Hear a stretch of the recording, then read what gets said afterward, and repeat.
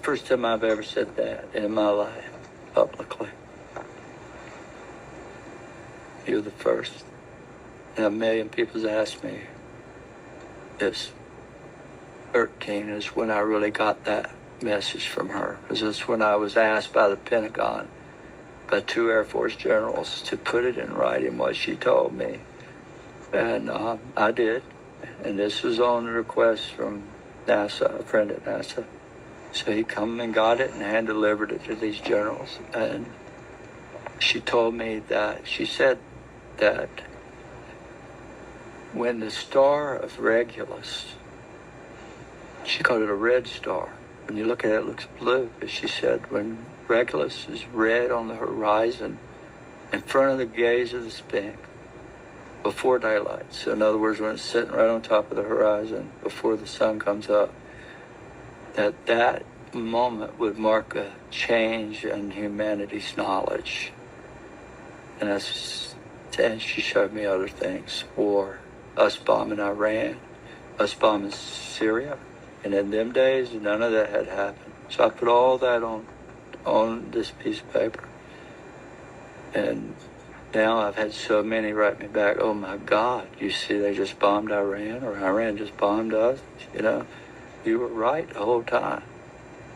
And I did that in 2012. And so what they did was I gave them the date of 2026 because they took that celestial event and ran it through these machines that showed that exact alignment will happen in 2026 at Easter. What will happen? The star will, the alignment she told me about, that the star of Regulus would be on the horizon in front of the Sphinx. At that moment, there would be a new knowledge. Well, I had no idea if this was even possible, you know. But these astronomers run it through the machines, and it comes out that star is going to come up on the horizon in Easter of 2026. And from that point forward, they started remote viewing this date. Government did. And now you hear it all over TV. 2026, that's the big date. 2027, that year, something's going to happen. Armageddon, you hear it all over. You know, you hear it on TV. If you study, like I've heard even, well, I won't say names, but please do. Well, you know Lou Elizondo, right? Lou's mentioned that date. A lot of people have. Easter 2026. About the year 2026. I gave him the specific time. And it was with Robert Grant that I told him about this alignment and all. And then he's like, oh my God. He's been looking for this ruby. This little ruby you have to find and place it between the paws of the Sphinx to make this event that he knows is going to happen in 2026. I said, Robert, it's not a ruby, it's the star of Regulus. He looks at it, he's like, oh my God, it's the king's star. So he's like, what? What's going to happen, I don't know. But I think it's possible that's the